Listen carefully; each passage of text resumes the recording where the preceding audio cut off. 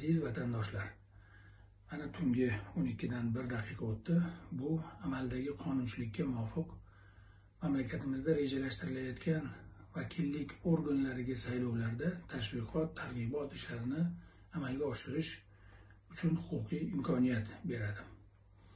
Bu imkoniyatdan samarali foydalangan holda aziz saylovchilarimizga murojaat qilib aytmoqchimanki, mamlakatimiz taqdirida muhim ahamiyatga ega bo'lgan ushbu siyosiy tadbirda faol ishtirok eting. Siz mahalliy kengashlarda vakil saylash orqali mahallalaringizdagi maishiy muammolarni, bevosita oilalardagi masalalarni bartaraf etish uchun tuman darajasida byudjetni boshqarilishida ishtirok etishingiz va tuman darajasida qarorlar qabul qilinishida bevosita ishtirok etishingiz mumkin.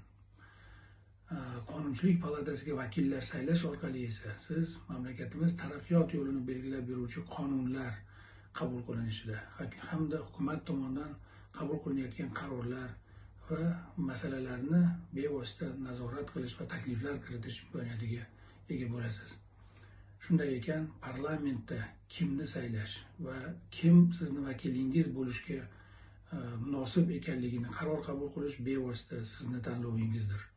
Men esa albatta milliy qadriyatlarimiz, milliy urf-odatlarimiz, an'analarimiz, o'zligimizni himoya qilish uchun bel bog'lagan Milliy tiklanish demokratik partiyasiga ovoz berishingizni so'rab qolaman.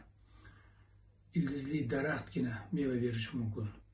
Dunyoda rivojlangan mamlakatlar iqtisodiy taraqqiyotga erishdi, lekin o'zligini yo'qotish hisobiga bu taraqqiyotdan kelayotgan daromaddan farovonlikka erisha olmayapti. Bu biz uchun yetarli namuna bo'lishi kerak. Biz har qanday iqtisodiy taraqqiyotni qo'llab-quvvatlaymiz. Har qanday rivojlanish uchun zarur bo'lgan qarorlarni qo'llab-quvvatlaymiz. Lekin bu qarorlar qadriyatlarimizni hurmat qiladigan, qadriyatlarimizni e'zozlaydigan va qadriyatlarimizga tayanadigan yo'l bo'lishi kerak. O'zbekiston uchun qadriyatlarga tayangan taraqqiyot yo'lini taklif qilayotgan Milliy tiklanish demokratik partiyasini qo'llab-quvvatlang. Biz parlamentda ko'pchilik o'ringa ega bo'lsak, qabul qilinayotgan qonunlar, hukumat tomonidan qabul qilinayotgan qarorlarni barchasida milliy qadriyatlarimiz va milliy manfaatlarimizni ustuvor bo'lishini ta'minlaymiz. Aynan shu sababli bizni parlamentda kuchli partiya bo'lishimiz uchun qo'llab-quvvatlashingizni so'rayman. O'zbekiston Milliy tiklanish demokratik partiyasiga ovoz bering.